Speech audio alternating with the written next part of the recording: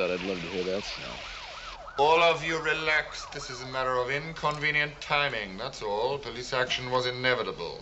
And as it happens, necessary. So let them fumble about outside and stay calm. This is simply the beginning.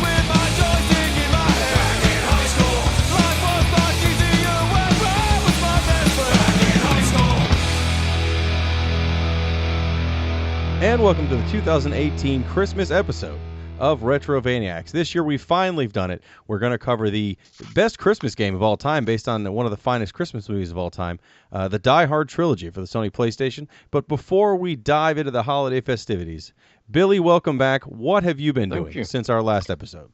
Well, not a lot. In full disclosure, I missed last episode due to a severe concussion. So part of the doctor's orders were no staring at bright screens for prolonged stretches of time. So I just begun recently braving that again with slightly decent results. But I've been playing a lot of what we're getting ready to review. But other than that, before my mishap, I was playing from the night of release on a ton of Super Smash Bros. Ultimate, which is a series that I am extraordinarily excited for a new entry in every time, even though my skill level never seems to improve at all. I think I'm good amongst my group of local friends just because they are all extraordinarily poor at it. But I quickly find out when I get online, I don't hold a candle to most people. But I do enjoy the very beginning when you first start playing and you're unlocking characters at random, and I love that experience of it. And this one fortunately put in a single player mode with kind of a light story to it, and I've been enjoying that too. And it's another one of those games you can sit down with and you can play for hours, or you can play for 10 minutes and feel like you fulfilled something in that stretch of time. I did. And I don't have it open yet because it's not necessarily for me, but I did finally get a Switch. Hey now. I'm giving it to the kids for Christmas. I do have Smash Brothers in the pile of games I will buy because that's something I'll play with them, where I am the king of Smash Brothers playing it against a 5- and 7-year-old. But obviously against other people online, I'm going to get ruined. But that's okay. I did get some other games, Mario Odyssey, things that'll be great to talk about after 8 months after everyone else played it. That's how I operate. But I've also been playing, after the last 2 episodes ago, we did Metal Gear Solid. And I said I got into Metal Gear Solid 2 and finished it. And I did finish 3. My opinion of Metal Gear Solid 3 changed while I was playing it to that it was great.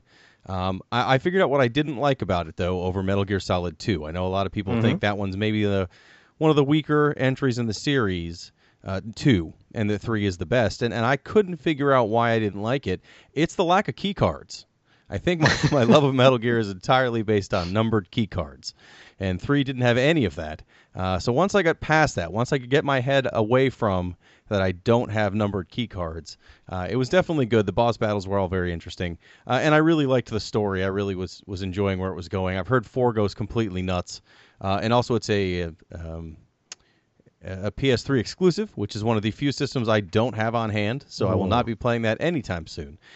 So because I was like, I really want to play something else. I don't know what else I need to do, and I don't have a lot of time to play on the television itself because I hide in my room a lot and play on the Vita. So I started I've started Vagrant Story for probably the 100th time. Every time I play it, I get about 2 to 3 hours in, get overwhelmed, and turn it off for months at a time, then turn it back on, realize I don't know how to play this game, and start from the beginning again. I've gotten much farther than I've ever gotten, which is still not far. I think I'm at like 18% through the story based on my save. But that's a great game. That's one I kept thinking we would do on the podcast. I'm very glad I never forced that to go through. It's a long game and one I don't necessarily understand still. But I'm having a good time with it. Jeremy, what have you been playing since our last episode? Basically the exact same thing I've been playing for the last 3 or 4 podcasts, which is just Red Dead and Call of Duty, Black Ops 4. I think I'm towards the end of Red Dead. Everything is coming to an end, possibly the most depressing end of all time, but it's getting there, and I feel like I'm just kind of marching my way towards doom with that game. Not to spoil anything, but man. If you played the original Red Dead, you kind of know how it's going to end, really. I mean, because this is a prequel, so you know things aren't on the up and up when that game begins. But man, the things that happen in that game are just some of the most depressing you'll ever find in a video game. If you're looking for a pick-me-up game that's going to make you feel good about yourself, maybe don't play Red Dead 2 or Red Dead Redemption 2 all the way through, because it is just God, you just kind of have to sit down and think about your life for a while after you get done playing every few missions or so towards the end of that game. But besides that, I continue to scream at the TV in anger at Black Ops 4. Mm-hmm. Still love that game. They released a new character for it last week, I believe. Zero, completely overpowered, ruins the entire game, as just about all of these new characters do when they add them into these multiplayer games. Yeah.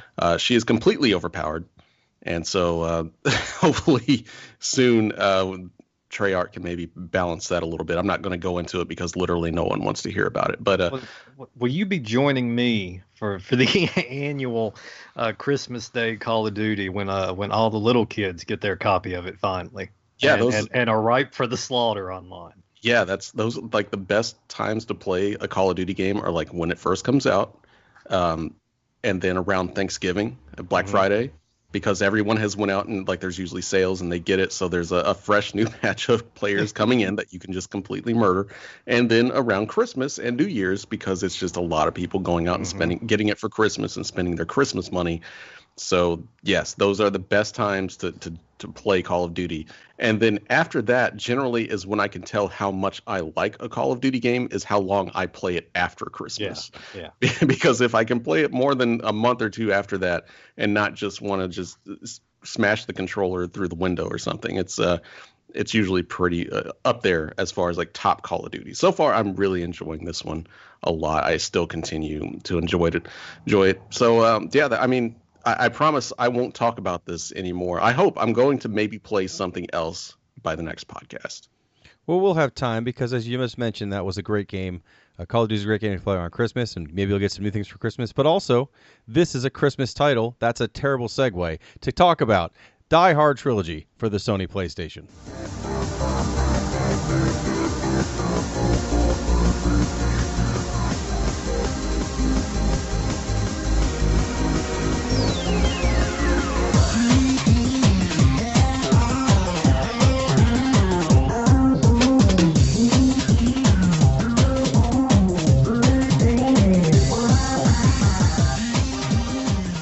Yeah, I am.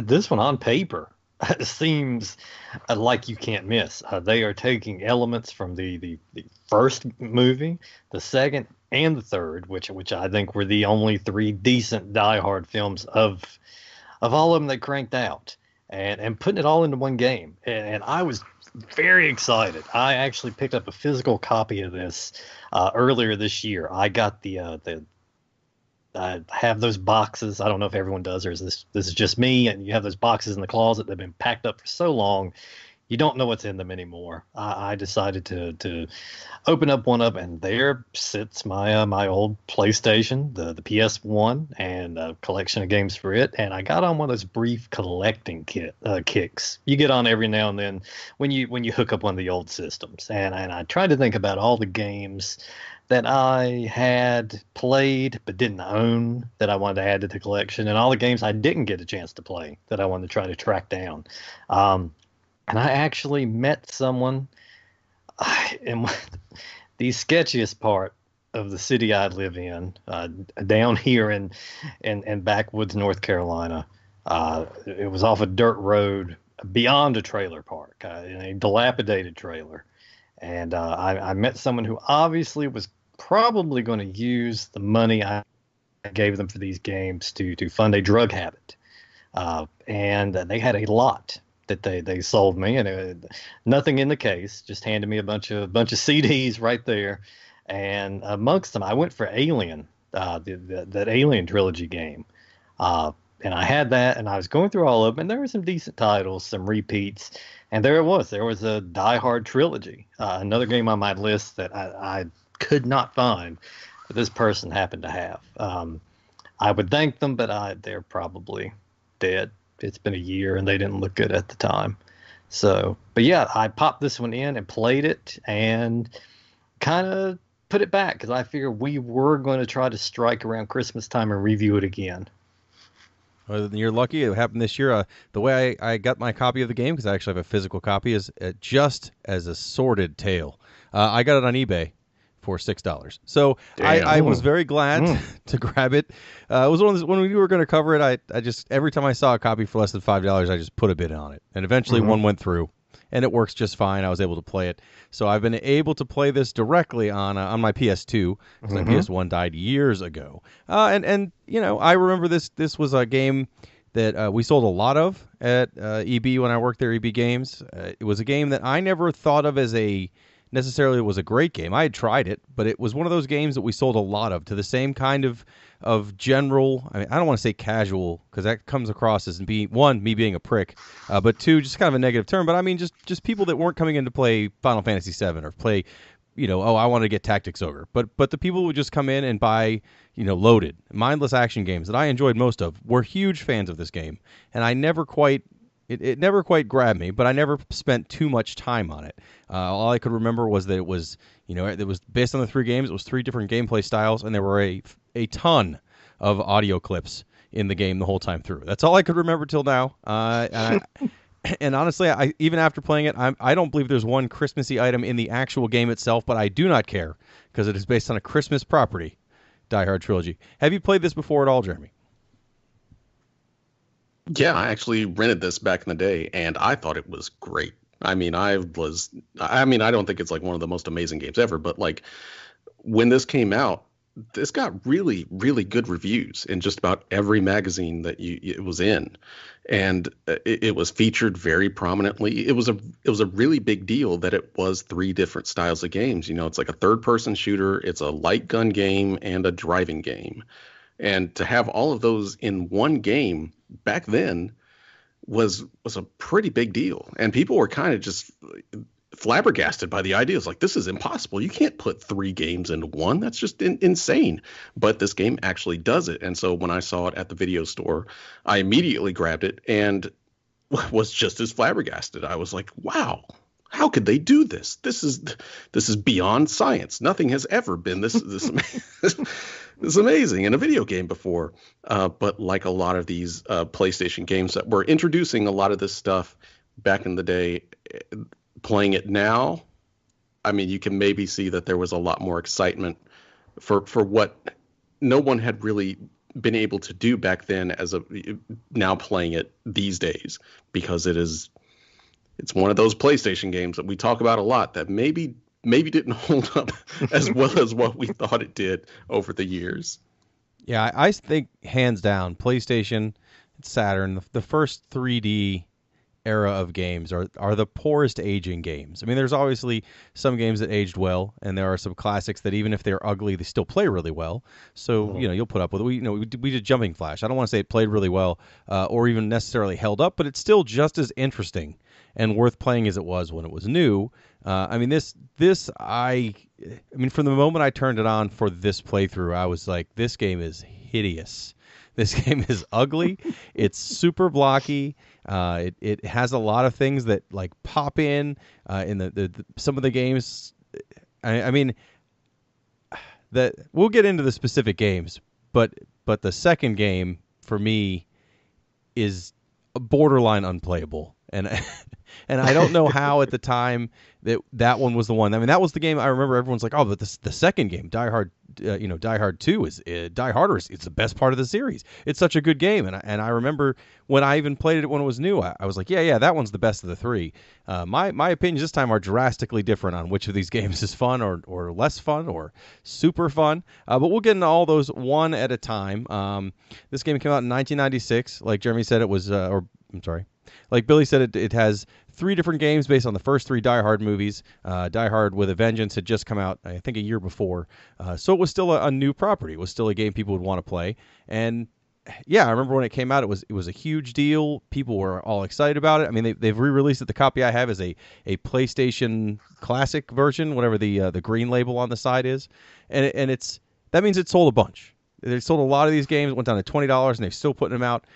They came up with a sequel later that has nothing at all to do with the Die Hard movies, except that it kind of is a sequel to this game, which is bizarre. But this playing it now is not impressive. That's my immediate thoughts after playing it the first time was, what have we done? This is not a good time. I do have to say my opinions did change as I played a little bit. But my first opinion of this was, wow, this is a pile.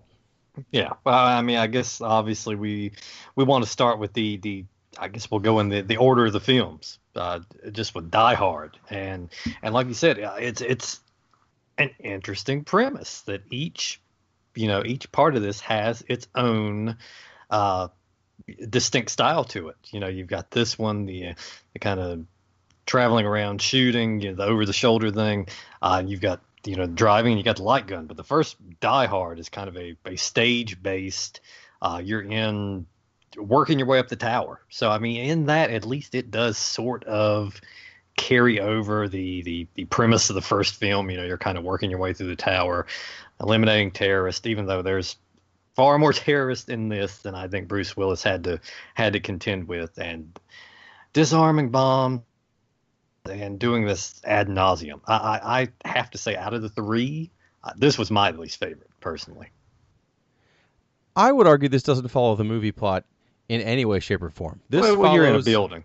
Yeah, that's as far as you're it goes. In a building and you're shooting. Somebody who watched the trailer for the movie without any sound on and made a game that is like, yeah, I can make a game like this. He's in a building. He's shooting people. I can do that. No big problem. There's 20 floors in this game. He has to go from the underground garage level that starts the game all the way up to like the penthouse, and all the levels. They do look different, kind of, because it's different parts of the building, but they're all the exact same mechanic, which is, I mean, it's not a detailed shooter. It's not like like Siphon Filter or something where there's all this more involved shooting mechanic. It's essentially Robotron. I mean, you've got a pistol with unlimited bullets, and you have to run over. Guys that the terrorists will mindlessly walk around until you get close enough to them, and then they'll yell things like "He's over here," and then they run at you, and that might alert some other ones that are nearby. If you can shoot them before they do enough damage to you, you'll kill them, and there's a set number of them in the level. Once you kill them all, there's a notice on the screen that says, the bomb has been armed. You have 30 seconds to find the bomb, which is always in an elevator. So unless you've mindlessly not paid any attention whatsoever, because the levels are not big, you know exactly where to go to find the bomb. There are a few other things that are actually very close to Robotron. There are hostages you can save, and there are weapons you'll pick up that give you a short-term boost to your weapon, like a rocket, not a rocket launcher, although that might be in there later, but I think I got machine guns and a shotgun, and all those make your regular shots more powerful. But it is you fire directly in front of you. There's no aiming where you're not standing or not facing.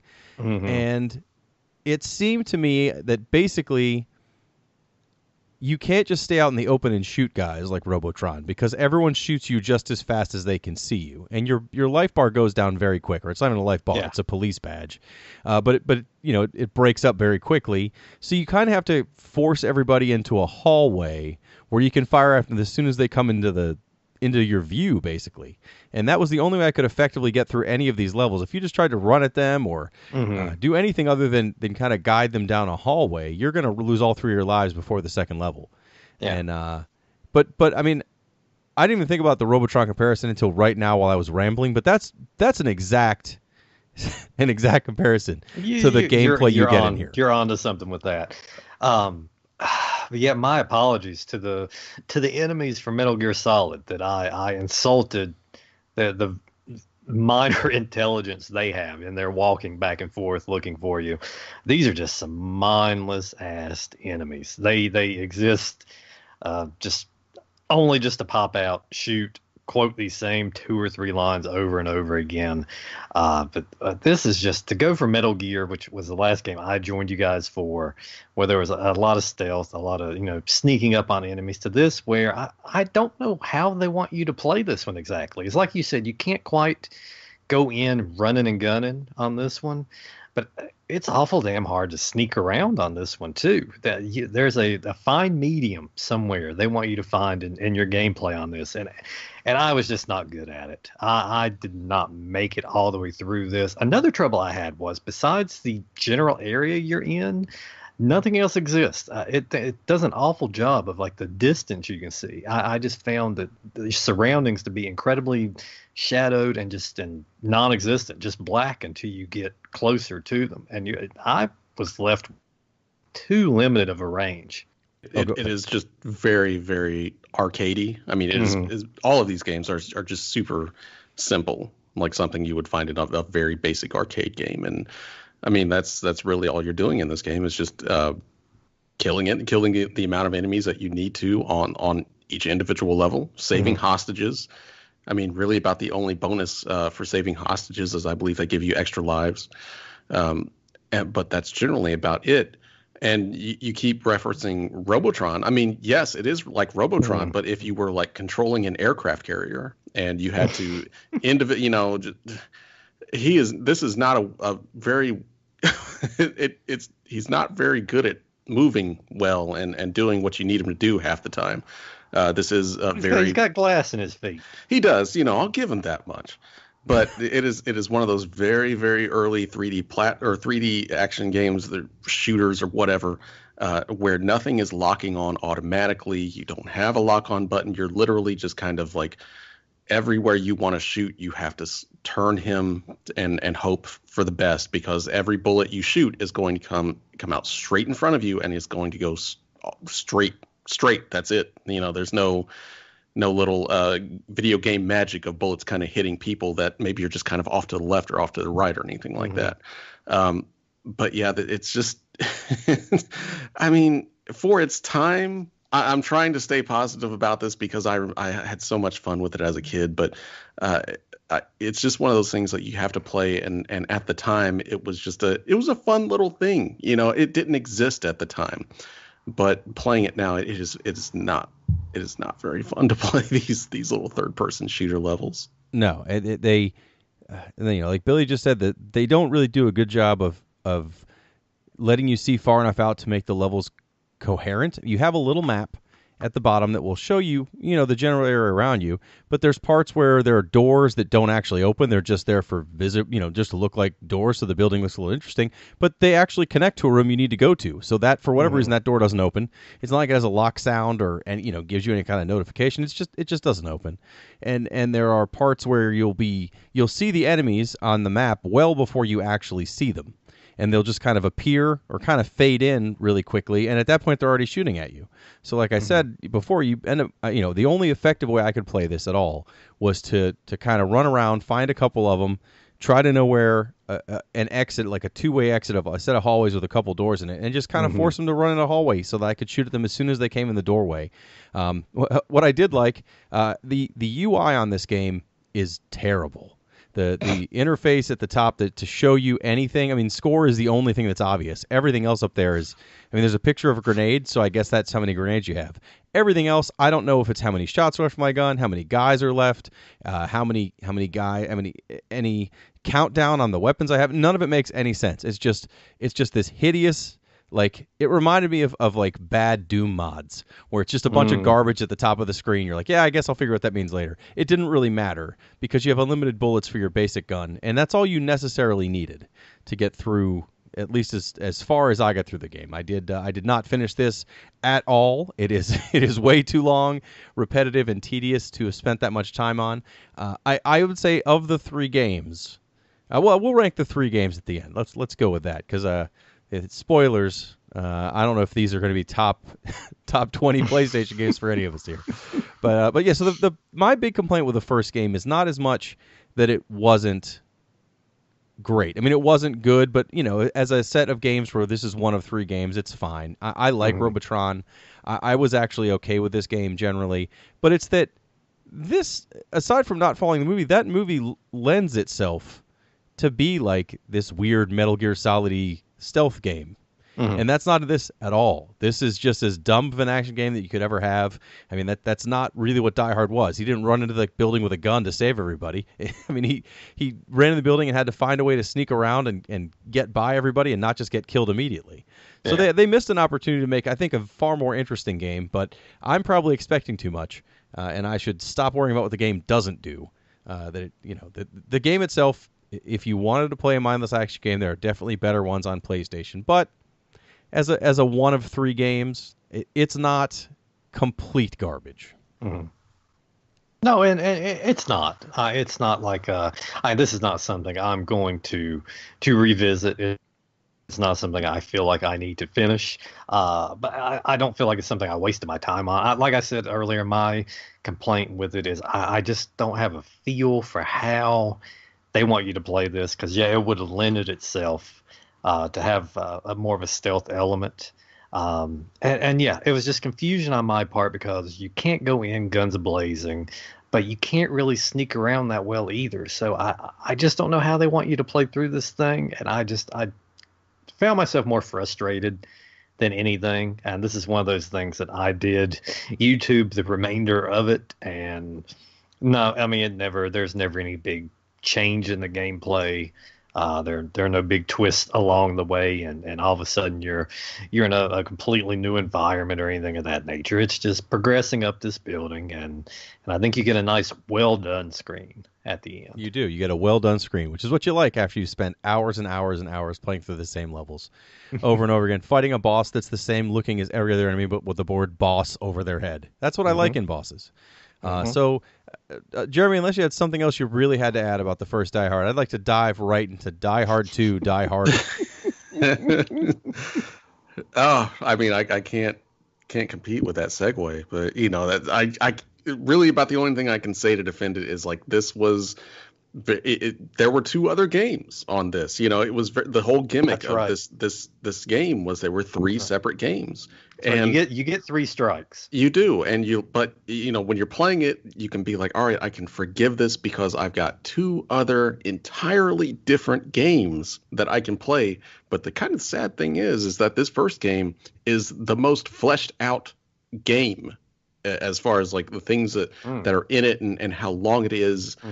The rest of this thing. So this is kind of the main, the thing that you come for when you play Die Hard Trilogy. This is the big thing in this game. So I can't defend it too much. I'm trying to, just because to be the contrarian in this one, because everyone else is just going to shit on it. But it is what it is for the time. It ain't great.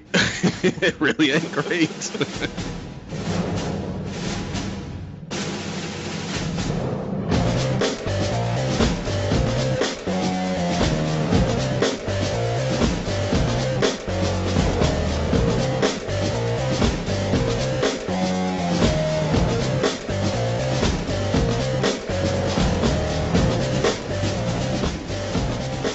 Well, like I said, everybody when this was new was saying that the second game, Die Hard 2, Die Harder is the best of the three. All three games are very different in play style. That first one was a kind of a poorly made 3D action shooter in an open, like an open room, right? Where this is a light gun shooter that you cannot use a gun for on the PlayStation version. And that means you have to use the cursor, which means 30 seconds in, I already knew I hated it. I hate light gun games with a cursor. Ever since I got the original Operation Wolf on Nintendo and you couldn't use the light gun, I've had a thing where I just absolutely cannot stand this kind of game. Yeah, well, in its defense, I think we just didn't have the proper hardware. I think you could actually hook the PlayStation mouse up for this one, if I'm not mistaken. There's no one that ever hooked up the PlayStation mouse for this. I refuse to believe believe it. But they could. Well, this was also out on Saturn, and on Saturn it did use the light gun. Yeah. So, I mean, this was designed with the idea of using a light gun. This did not use a light gun. We've gone through this before. I think dating all the way back to General Chaos. Anytime there is a console game and I have to use the D-pad to move a cursor around, I'm probably not going to have too good of a time. But I mean, this is just it's kind of like how the first one was a 3D type gunning action game, but just kind of lifeless, especially with this film franchise. I feel like the franchise is wasted again. There's just not much personality to this, with a main character that is chock full of it. But I will give points to the fact that apparently you can just destroy things at will, and I don't think there's even penalties for shooting civilians. And in fact, I think the highlight of this whole thing is when you shoot a civilian, and John McClane will say sorry about that. Yeah, I did laugh at that. Well, I think the only negative is points. I think because again, if you can get a lot of points, you get extra lives, and that's so the idea is not to kill a bunch of innocent people. But yes, I mindlessly shot through everything. I couldn't tell who I wasn't or wasn't supposed to kill. I mean, it is an ugly, ugly game now, especially, and it was. Again, even with a light gun, I probably would have still hated this game. The PlayStation had many great light gun games. This, even with a light gun, would not have been even in top 10 by any means. I did not enjoy this. I did not play it super long. It does have the standard, there are things you can shoot to get new guns that shoot faster or do more damage, and a lot of points and health power-ups that you get. I mean, it seemed to have a lot to offer, but I can't get past, one, that it's a D-pad shooter game, but two, maybe it was just the colors as well, but it just seemed like someone was constantly throwing up on the screen and I was shooting at it. It's very dull. It's a very dull game, and I find that sometimes those rail shooters, that's how it is. I just find them to move just a little too slow, and it's compounded by the fact there are some parts on this I encounter where there's not even any background music. It's the sound of you shooting, and then you realize just how infrequent or how long you have to wait for enemies to pop up sometimes. A good solid 15 seconds every now, especially like at the beginning of a level. I found some time passed before someone popped up. But not to shit on it completely, but it is one of the good things I can say. It's one of the first, or maybe one of the earliest. I mean, I've played others before just because I haven't played this one until recently, but this is probably one of the earliest ones that had environments that you can destroy a large amount of that environment. Everything from windows to the ceiling you can damage to pretty much anything you see you can shoot, and it will react accordingly. So I have to give it a small tip of the hat for that. Maybe because I didn't own a Saturn and I really wanted Virtua Cop. And I saw this and I was like, well, this is my chance to play Virtua Cop on the PlayStation. Not quite. And it's obvious when you play this, it is trying very, very, very hard to be a clone of Virtua Cop. Oh, it is no Virtua. It's not even a Lethal Enforcer. Well, this is the poor man's Virtua Cop. As poor as you can get. This is the homeless guy passed out in front of the liquor store version of Virtua Cop. I mean, it goes as far as like, you've even got the little call outs, like the icons on the screen to be like enemy, and things like that. It is very much just trying so hard to be that. And to a certain degree, again, if you take a look at this entire game as a whole, as fitting 3 entirely different games into this one game, it's bad, but it was still, whenever you played it back then, it was pretty impressive to be like, all right, shit, there's a full featured light gun game in here that I have to play with my controller, but it's a full featured light gun game inside this whole thing. And I'm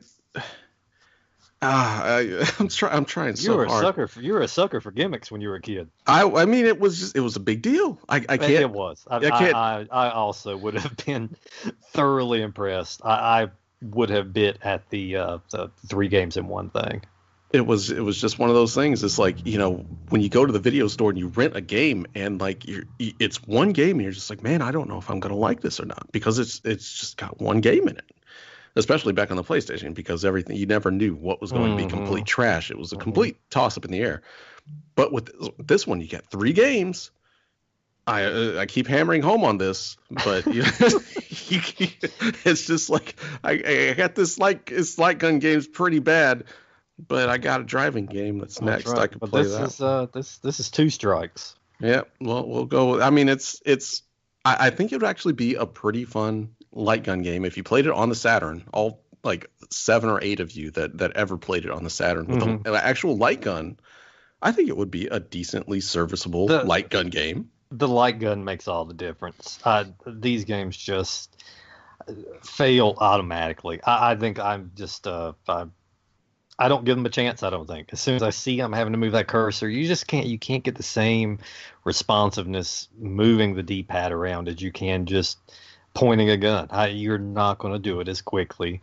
It's not going to be as responsive, and the experience just I don't get anything out of just moving a cursor around. It's literally just memorization. Like you have to play that game enough to know exactly, okay, my cursor needs to be here. All right, this guy's going to jump out from up here. I got to be up here. But until you get that down 100%, you don't know what you're doing, and that cursor just isn't fast enough or accurate enough to get to where you need to go and to make that anything close to fun. Yeah, because part of any one of the most fun things about the light gun games or any of the shooting games are just the reflex, just the reacting immediately to what you see up on the screen, and you can't do that on this. And yeah, I mean, if I had a light gun in hand, I would probably have a lot better to say about this, but I think my old bias towards moving that cursor around with the D-pad is just too much.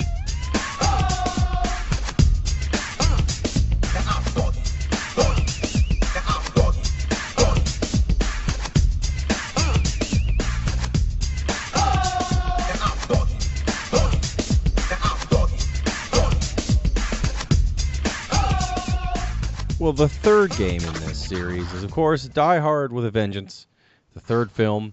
It is not Christmas related. The movie is not Christmas related. Not that either of the first 2 games really had any tie to Christmas either, but the movie certainly did. But this game is a driving game? Question mark. It's definitely a game where you're in a car and you're definitely moving that car through streets. So I'd say it's driving in the same way that a game like Twisted Metal or Crazy Taxi would be driving, right?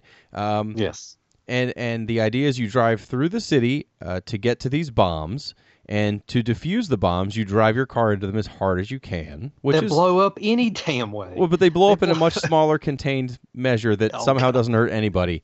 But yes, so the idea is to drive through the city and stop these bombs before they go off. If you run out of time, they will explode and kill the city, and you lose one of your lives, and then you have to continue on your way, find that bomb again and drive into to defuse it. And eventually you'll do enough of those to go to the next level where it happens in different areas. I was in a city park at one point. I was in a subway tunnel. There's lots of places you drive around and hit things with your car to stop bombs. When I first turned this one on, I was immediately underwhelmed because the driving is mechanically a giant mess. I mean, it's serviceable, but it handles about as well as the first Twisted Metal did for driving. I think we know what the highlight of this. The highlight of this is fucking budget Samuel L. Jackson voice actor they've thrown in here. Well, it's that I swear it sounded more like Chris Tucker, and I don't know where he was at in his career at this time. Maybe he would have gone for this. It is definitely not Samuel L. Jackson that they get, but I don't think they really had Bruce Willis either. I think it's just someone that's sounding like that. Because I don't think that's the other thing is there's not a lot. Like I expected some more direct movie clips or something in these games, but no, there's none. Not one. Not even like a scene, not a beginning or an end where it's like Bruce Willis gives you a thumbs up or says yippee-ki-yay or whatever. None of that happens at all. You always get like a great job at the end, then it counts up your points. This game, like the first start of I'm driving through the city and I hit like the things that hold the bridge up, and they just break off. My car kind of moves a little bit out of the way, and I keep going. Like, what the hell is this? There's no collision detection on much except for the buildings. I'm going to have to say, out of the 3 games, I think this is when they ran out of time. I think this is clearly the third one. It looks like it has been given the least in everything. It's a mess. It's ugly. It doesn't control where the shit. The hit detection is non-existent. This is when they ran out of time, and they said, "Hey, we love what you guys are trying to do, putting 3 games out, but we got to get this thing out there." And this one just, not that the other 2 are ripe with detail, but this one seems like it may have gotten the short straw of the 3. So this is my favorite game of the 3. So oh boy, this is not a strike, but this is not a hit either. This may be a foul tip then. This is I legit actually liked this game a lot back in the day. I'm not going to defend it at all as far as like how it plays now, but it is very much just like you're not wrong in saying it controls like Twisted Metal. It is like you are just driving on ice, and the hit detection is all over the place. This is actually the one I played the most of, and going back to it now and playing it, I still kind of had the most fun with this one because it's just ridiculous and it's impossible to play. It is based around getting to these things that have the bombs that are around the city. It could be like a vehicle or a place or a street or something like that, or a man. There's a man. Or a man. If you who ran into the people and then like the windshield wipers wiped off the blood on the wind. That's so cool. I mean, for like 13-year-old me, that was like the coolest thing I'd ever seen. So I just ran into people a lot. But anyway, getting to the bombs, you have to constantly be collecting these time, like stopwatches or extra time to get there. Otherwise, you run out of time and the city explodes. The bomb goes off, even though it goes off whenever you run into them.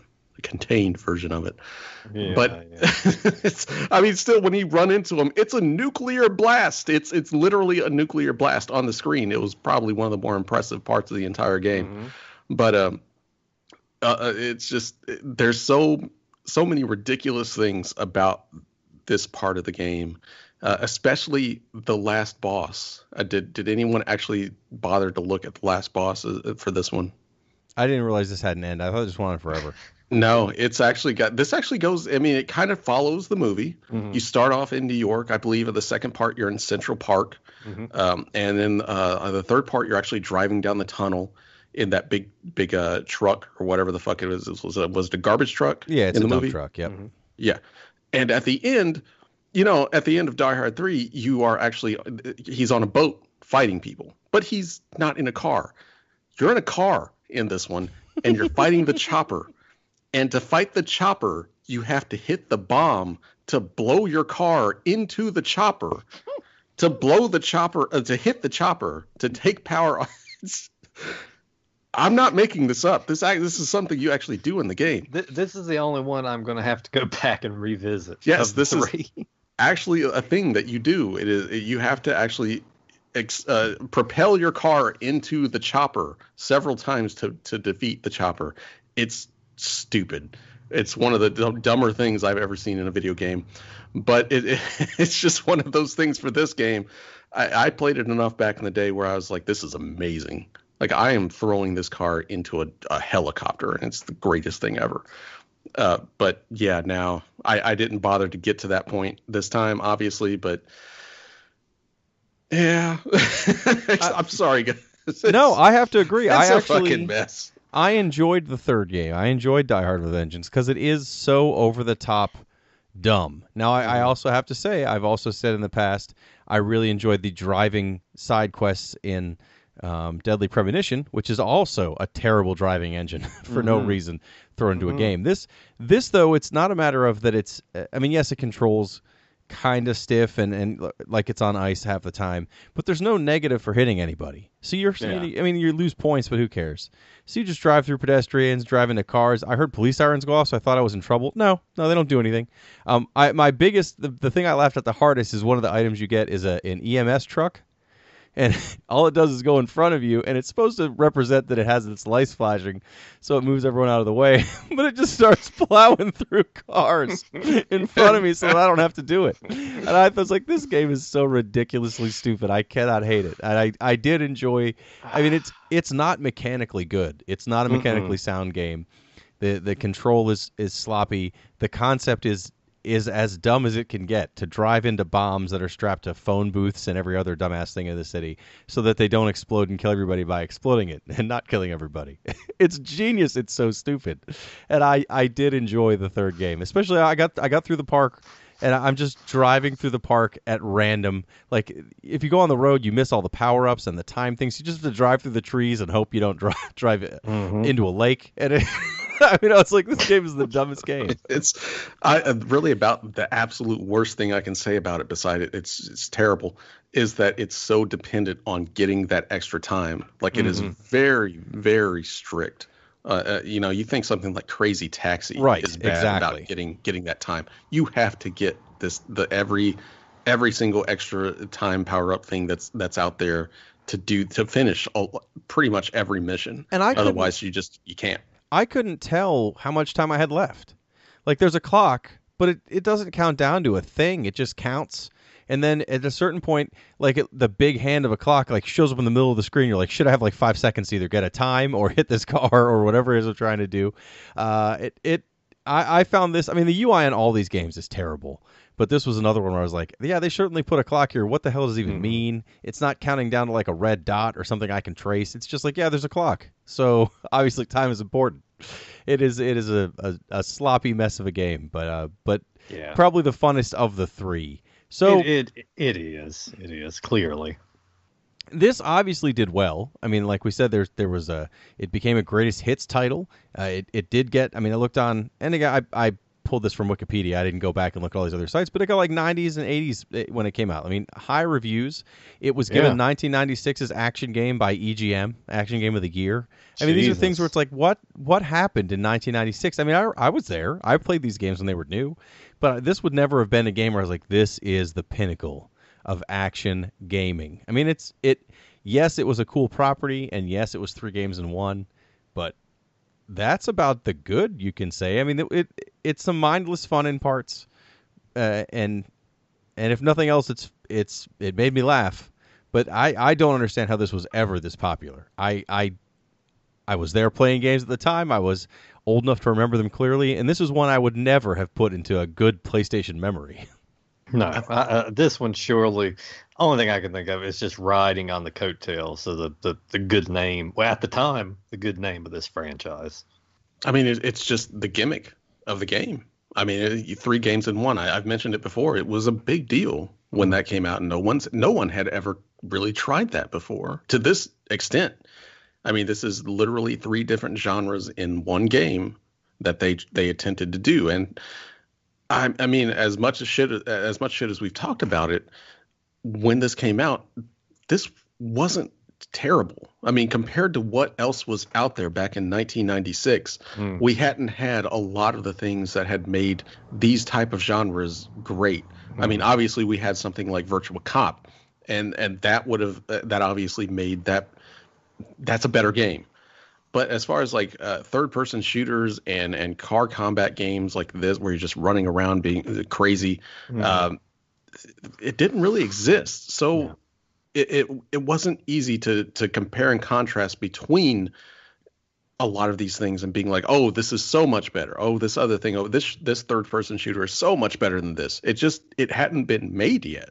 Mm-hmm. So it was really just writing off of the gimmick that it was of being three different styles of game in one. And it delivered. It definitely wasn't anything I consider an amazing game. Yeah. But to call back to a bunch of casuals or whatever, getting this was definitely one of those games I would rent on the weekend and be like, I got my money's worth. Mm-hmm. Because I wasn't stuck with one game. I was like, oh, I can just go back and forth to these three different games, and I felt like I got my money's worth. When you don't need a lot of instruction, I guess that's another good piece. Is all three of these games are incredibly simple to just pick up, figure out, and play. I mean, maybe you haven't figured out how to play it properly, but you're not, there's not a whole lot of backstory. There's not a weird set of mechanics you have to learn. It's just like, you walk in this direction, you push the button, and he fires. So just don't get shot. Or, hey, it's a gun game, so you have a reticle, shoot it. Shoot whatever's there. Doesn't matter if it's a good guy or bad guy. You can shoot it anyway. And then for the driving game, it's literally just like, there's a compass on the top that tells you the direction of a bomb. Go to it, period. That's it. There's you don't have to worry about, stoplights or policemen or anything else. Just get there any way you can. Your car has unlimited life as far as I could tell. The only time you died is if you let the bomb go off or drove into a lake. I mean, these are simple games. And in fact, to the point where even 5 years after this came out, if this would have been like some freeware PC garbage, I'd be like, yeah, that's what I expected. Like it is just really early 3D gaming, three different styles of games that even at the time wouldn't have been the best examples of how to do it right on one disc. So if you had to rank the three games from best to worst, as far as games you would play again to a game you are interested in the least, Jeremy, how do you rank these three? Obviously, I'd go with the driving as my favorite. Still, just a lot of dumb fun with that as far as how badly it has aged. I would probably actually go with the Die Hard 2 shooting as my second favorite because I did memorize that game, and I still remembered a lot of it today. And I think as far as light gun games go, it's not terrible. But controlling that cursor, I can totally see why no one would ever want to do that. But I did actually spend the least amount of time with the original Die Hard. I don't know. I think it's probably the more fleshed out game out of all of them. It's the longest, but I never actually just really enjoyed playing it just because of how kind of stiff it was. And even back then, I was like, I'd rather drive around and hit people with this car. Yeah, long doesn't necessarily mean good. In fact, in many ways, it's the opposite. I would say I'd go with 3, then the first one. I did enjoy the first game. It is repetitive, and I mean, I didn't try to get through all 20 levels. I don't know if I have the patience for that, but it's so close to a bad 3D Robotron that I enjoyed that. And then the last for me is the light gun game, the second one. I suck at regular light gun games generally, and especially as soon as you have to use a D-pad for it, I'm out. I mean, I had to do it for Bayou Billy. I'll never do it again. Hey now. But I'm going to have to echo Jeremy Gregory's sentiments. I'm going to have to go 3, and I know I shit on that one. Well, we shit on all of them. But I think 3 finally just kind of embraced maybe what the other 2 should have and just went really fucking over the top and was just a lot of fun. It doesn't control well. It doesn't look good. Nothing about it in particular is great. But you have fun on that one, I think. I mean, I laughed a time or two on there. There's something there, whether you're a fan of just bad dialogue or just John McClane's lack of real regard for civilian life. I enjoyed that one the most. And second, I got to go for the shooter. Just because, like I said, I tipped my hat for the amount of destructible kind of environment, and not even a lot of shooters nowadays do that well. And just the fact that I think if I'd had a light gun for that one, I would have had a genuinely good time with it. It's not, there were better out there, but I think I would have had a lot of fun with it. Moving the cursor along is the only thing that I can really damn it for, and keep it from being the in the top spot as far as this trilogy goes. And last is just the action one. I did not care for that one. I just found it to be kind of a slog, and it's bad for a game where you just run around shooting a ton of guys that you can call it a slog, but I still felt like it was. I just it was dark and just dismal. It didn't feel like it really had any personality at all to it. Nothing that really kind of captured the spirit of the films. Not that launching a fucking car into a helicopter does either, but which I think maybe they did in one of the later films. That last one, it just didn't click with me. I did not enjoy it, and I actually, for that to be the longest one, I spent the least amount of time on that one. So we all have basically the same opinions. The third one is the best. And then depending on your opinion of light gun games, you make that second or first. Yeah. But as a whole, I do not believe this has aged well. I think we're all in agreement there. But I do think there is still some mindless fun to be had with parts of this game. It is just, again, PlayStation games some of them don't age incredibly well, and this one is a great example of that phenomenon. Yeah, I mean, there's no reason if you're a fan of driving games to run out and try this one. If you're a fan of light gun games, there's no reason, there's nothing to really send you running or to track down this game because this type of gameplay was improved upon greatly over the years, and there are much better versions of it out there. But if you're a collector or maybe even a fan of the series, especially this first three, and you want to take part in a game that kind of loosely based on them, yeah, I mean, it's worth picking up just if you want to try a game on the PlayStation you haven't played before. And I think, like we pretty much said, it's three games. Neither of the three are that well done, but in that trilogy, you're going to find probably something you at least have a little bit of fun with. Right up here.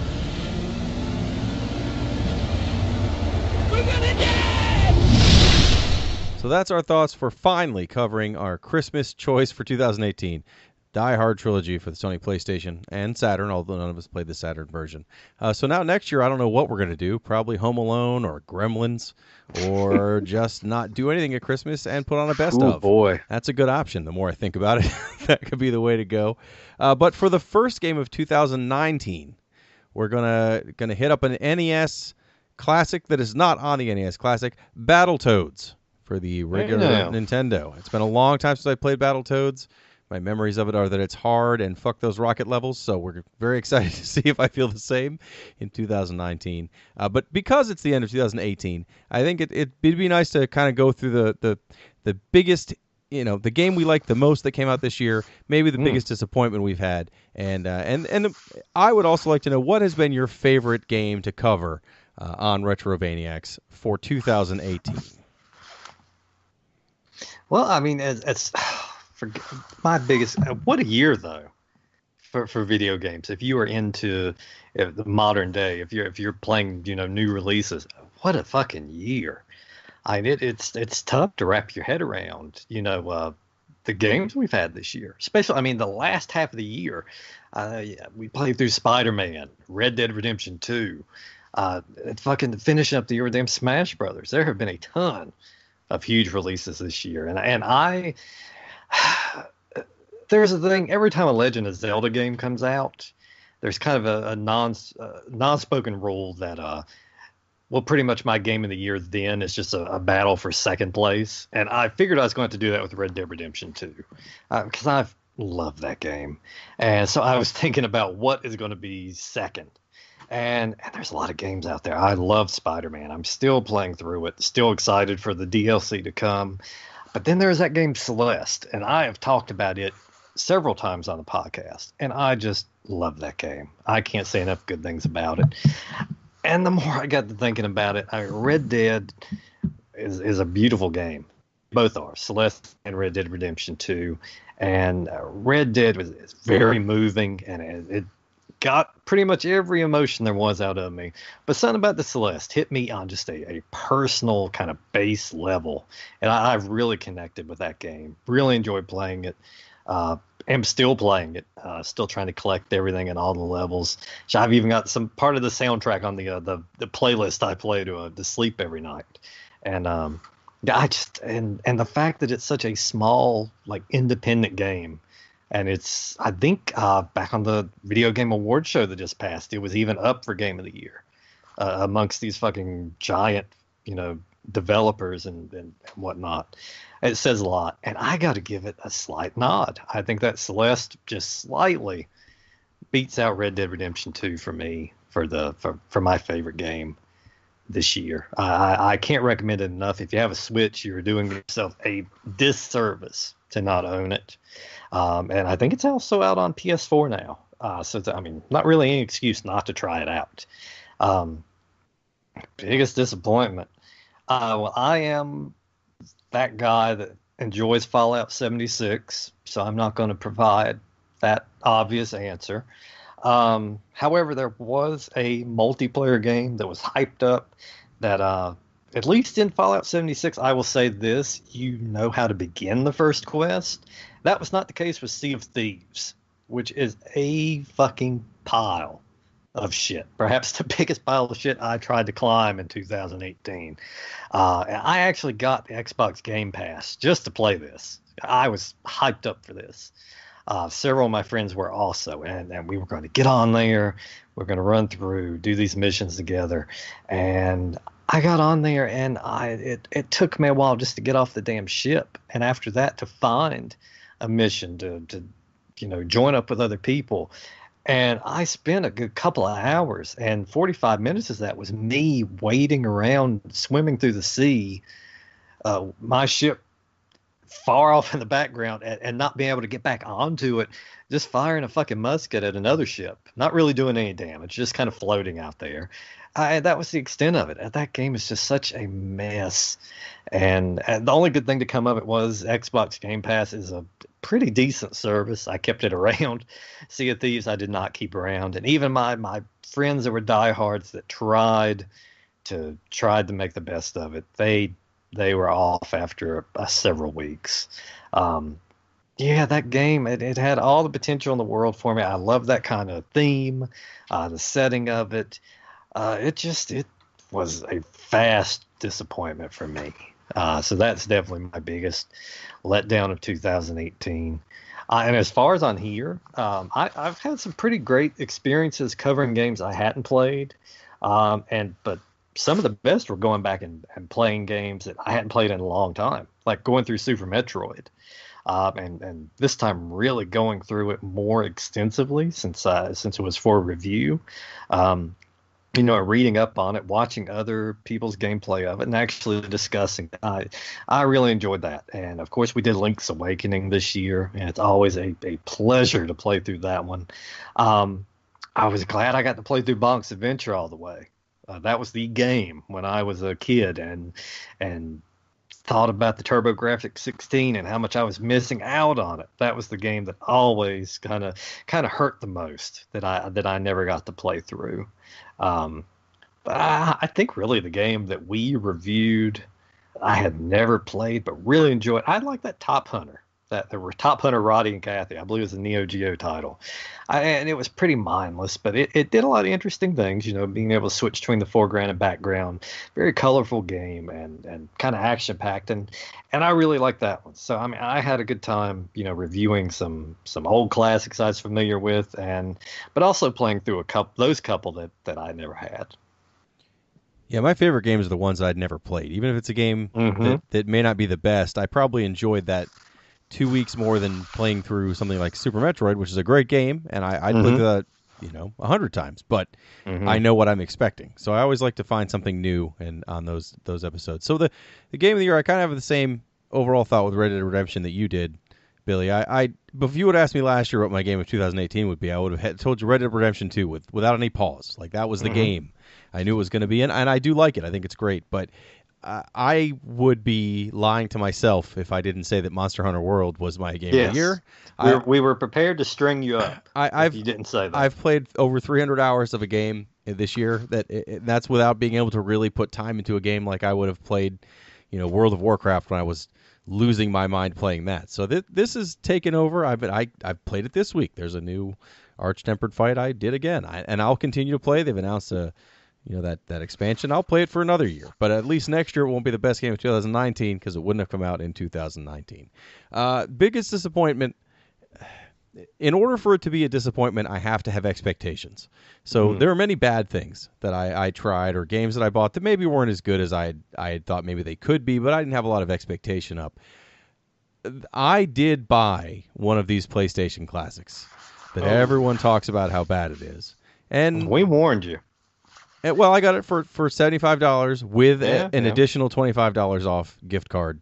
So I got it for $50 as far as I'm concerned. So even if everything else on this system was turds, $50 for a way that I can effectively play Super Puzzle Fighter and an Intelligent Cube was worth it to me. So I did grab it for that. But, I wanted to be like, everyone's just being too picky on this thing. It's not that bad. It's fine. But it really is the biggest letdown of the year. I mean, they could have done. The game selection is poor, but okay. So it doesn't even come with a USB adapter or a USB power supply. It assumes you've got them just laying around your house. And yes, most of us do. We all have cell phones, so we should have USB blocks. But still, that means you've just got to have one near the TV or behind your power strip or whatever you've got, everything hooked up to. It comes with these sad 6-foot cables like the Nintendo Classic did, and everyone complained about that, but no one mentioned that with this system because the rest of it's so bad the controller cables are the least of the concerns. I will give it credit. The system does look good. The controllers feel good. I don't care that it doesn't have DualShock. I don't think any of those games use DualShock.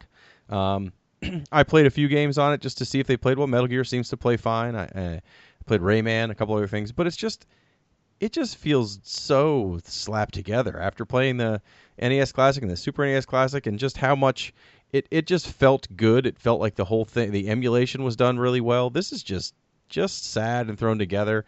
I know it has all those PAL games, but most of those won't affect me because I didn't buy it to play Tekken 3. But that, if I did, I would probably be very upset about the PAL situation. Yeah, it's sloppy.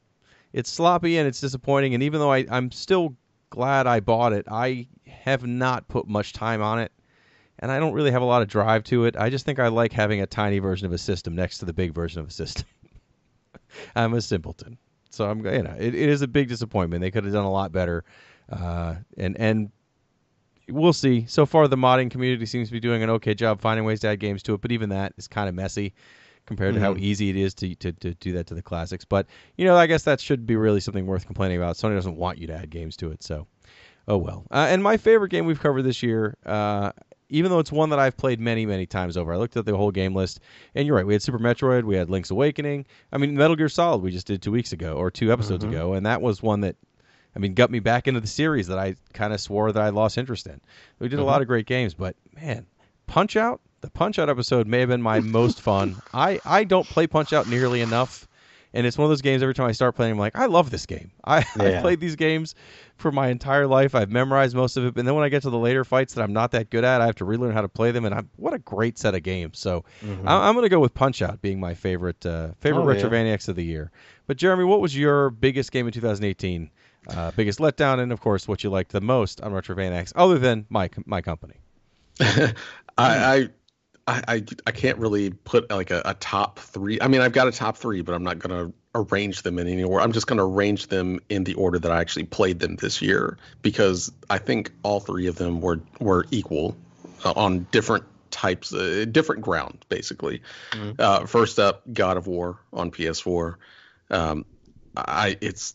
That game is really, really good, and I didn't really talk much about it in this. I don't think any of us really talked too much about that game. I think I'm really the only one on this podcast that played it.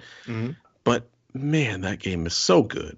There's a quality to that game that is just unmatched. I don't think there is any game that has ever been made, including Red Dead Redemption 2, that can touch the quality, the overall quality of that game. There's just something about just how the story, the characters, the voice acting, the graphics, the sound, everything about that game comes as close to perfect as I have ever seen in a video game in my entire life. And it was just the entire way through. I mean, it takes a minute to get going. That was kind of my biggest complaint with that game. It was one of those games that takes just a bit too long to really get out and being like, all right, this is the rest of the game now. And that kind of put me off to it at first. But once it got going, I thought it was an amazing game. It was so much fun to play. By far the best God of War game I've ever played. I've never been that big of a fan of the God of War games anyway, but just the story and the gameplay and how it plays, the overall progression of that game, everything about it, top notch. It was just stunning. Forza Horizon 4, man, that game is the best racing game I played in years. I know there's probably not too many people that listen to this podcast and want to hear about a racing game, but I played that game for weeks. I'm actually still playing it. It's just, you can't really compare it to really anything that's out there. It's just kind of that open world racing game that everyone has wanted for a very long time, and they've done it so well in this version that it's if you like racing games, you kind of have to play it.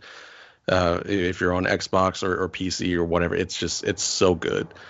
And obviously Red Dead too. I mean, that's the game I look forward to the entire year, and I have not been let down. It is definitely a slower paced game. It is, it kind of does a lot of things that a little bit different than what you've expected for a lot of Rockstar games, as far as just like how, like, it's just not as maybe as accessible as a lot of those games are, but it's just so good, and it tells such a great story. It's one of those games I sit down to, and I know every single time I sit down to it and play it, I'm going to get an entirely new, interesting story to play through, no matter what I do, whether it's a stupid side quest, a stranger, an actual quest. It's going to be something that builds these characters and this world, and it's amazing. It's amazing how much effort they have put into this and what they've managed to create. And even though I haven't beat it yet, I don't think it's going to let me down. Even if it ended like next quest, I'd be like, this is fucking amazing. Like, this is one of the best games ever made. It may not be your style of game. It may not be the kind of game. It's not GTA. It's not anything like that. But man, it is a really great game. Disappointments. I'm going to probably be that guy that goes out there and even though Billy said Sea of Thieves, I agree with him. I don't think Sea of Thieves is very good at all, but I didn't have any expectations going into it. I didn't really actually want to play it. But exactly what he said is exactly what happened with me. It took me like 40 minutes to even figure out how to play that game. And I still didn't actually play it. My ship sank, and I was like, all right, I don't want to play this game anymore. But for me, it was Fallout 76. I didn't expect anything much from that game, and it didn't even live up to that. I mean, starting it out, it was fine, and I was expecting it to maybe progress, and it never did. Besides, just it was fulfilling to me in the way that I can just go out and explore that world, and that's great. But there's nothing else. There is literally nothing else in that game besides, as far as for me anyway. That's it. That's what I do. I go out in these places and I look and find these weird stories, and that's neat. But it really kind of showed me how much I relied on the storyline and the characters from other Fallout games to kind of accompany that. And when you give me just that game of being like, all right, here's that game of going out and exploring without anything else, it really kind of exposes the core of that game maybe isn't as fun as I thought it was, and that the questing and the storylines and the characters were masking a lot of that. So that's kind of, it just really kind of sucks to me. I hope that they add a lot to it. I really hope they kind of do a No Man's Sky and pull that back around to where it's something that I really want to get back into. Mm-hmm. But as it stands at the moment, there's just a lot wrong with that game, and I don't know if they can really repair the absolute blueprint of that game that they built off of into making that fun. But as far as the game that I enjoyed most that we played, Star Tropics. I had never played that game before in my entire life, and when we played for that podcast, I don't think it's an amazing game, and there's a lot of about that game that I just hate, but it was the one that I played the most and genuinely enjoyed, like, doing all the way through. Besides, obviously the ones that we played before, like Symphony of the Night and stuff like that, but Star Tropics was as far as like something that I had found today that I never thought I would enjoy. That was the game for me this year. Well, I'm shocked that neither of you picked Silent Debuggers for your game of the year, but that's okay. We'll see what everyone likes in 2019 when we come back strong from our holiday break, which actually will still be the same amount of time we normally take in between episodes, for Battletoads for the Nintendo. So until then, please, take a look back at the rest of 2018. Look at the other podcasts, see if there's any you missed. Look at our videos. We just put one up for, what was the name of that game, Jeremy? Days Before Christmas with a Z. There you go. Check that out on YouTube. But everything else you can find via Retrovania.net, including our amazing question form. Find us some questions you can answer them in 2019, and we will see you next year.